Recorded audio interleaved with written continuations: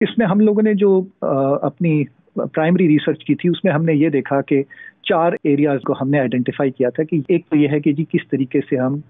Testing زیادہ کر کے پریونشن کر سکتے ہیں. ساری دنیا میں یہ دیکھا گیا ہے کہ جہاں پہ ٹیسٹنگ زیادہ ہوئی ہے وہاں پہ جلدی لوگوں کو آئسولیٹ کر سکے تھے، لوگوں کو جلدی کوارنٹین کر سکے تھے، اور اس طریقے سے اس کا جو پھیلاؤ ہے اس کو روکا جا سکا تھا. دوسرا ایریا وہ یہ ہے کہ جو ہمارے ڈاکٹر حضرات اور جو ہمارے ہیلتھ کیئر کے جتنے بھی لوگ ہیں جو فرنٹ لائنز پہ ہیں اس پینڈیمک کے خلاف، ان کو کس طریقے سے پروٹیکٹ کیا جائے کہ کہیں وہ بیمار نہ ہو جائے. ہمارے لا انفورسمنٹ کے ایسے لوگ ہیں جن کو اپنے کام کی وجہ سے، ڈیوٹی کی وجہ سے، فرض کی وجہ سے باہر نکلنا پڑتا ہے، لوگوں کے ساتھ رابطے میں آنا پڑتا ہے، ان کو پرسنل پروٹیکٹیو اکوپمنٹ فراہم کیا جائے. تیسرا ایریا جو ہے ہمارا وہ یہ ہے کہ اگر کوئی ایسا شخص یا ایسی فیملی ہے جو کہ واقعی میں جس کو یہ مرض ہو جاتا ہے یا یہ بیماری لگ جاتی ہے، تو اس کا جو خیال کرنا ہے اس کے اوپر بھی ہمیں فوکس کرنے کی ضرورت ہے. آپ نے بات کی تھی اداروں کی، اور عمران خان صاحب کی کیبنٹ میں ابھی ریسنٹلی ہم نے کچھ کرپشن کی وجہ سے شفلنگ دیکھی ہے. تو کیا آپ کو یقین ہے یہ جو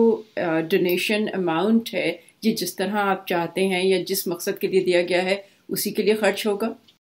دیکھیے، ایک تو چیز ہے کہ ہم نے کوئی فنڈز ابھی تک گورنمنٹ کو ایز سچ دیے نہیں ہیں. ہم نے پلیج کیے ہیں کچھ اسکیمز جو گورنمنٹ سے ریلیٹڈ ہیں، ان پہ ہم آلریڈی کام کر رہے ہیں اور کافی حد تک آگے بڑھ چکے ہیں.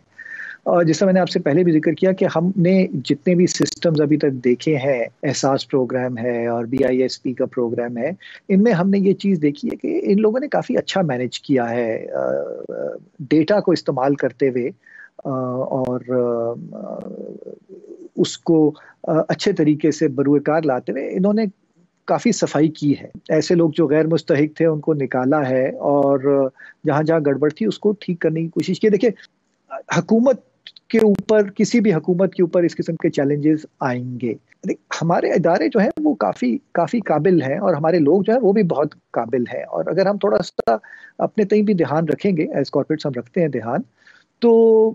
میرا نہیں خیال کہ اس میں کوئی ٹرانسپیرنسی کے لمبے چوڑے ہمیں مسائل آئیں گے. تو سوشل ڈسٹینسنگ اور لاک ڈاؤن کی جو سچویشن ہے اس وقت، اس سے کاروباروں پر اثر پڑ رہا ہے.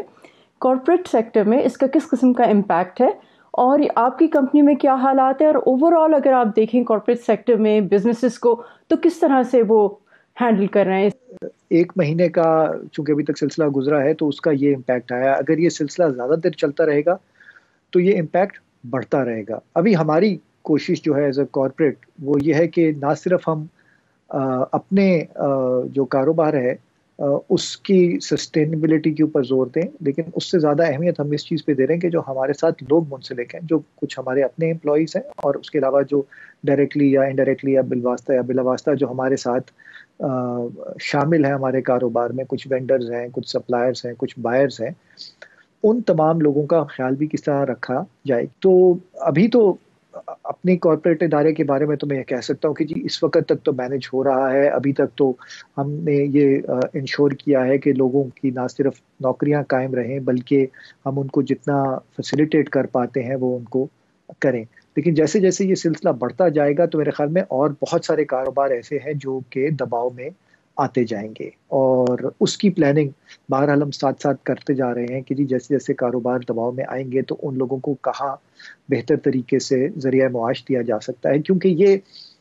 گورنمنٹ کے پاس یا کسی بھی ادارے کے پاس اس قسم کے پیسے نہیں ہوں گے کہ وہ چیریٹی میں یا ویسے بار بار لوگوں کو پرووائڈ کرتا رہے. تو ہمیں اس کے کچھ نہ کچھ سولوشنز نکالنے ہیں.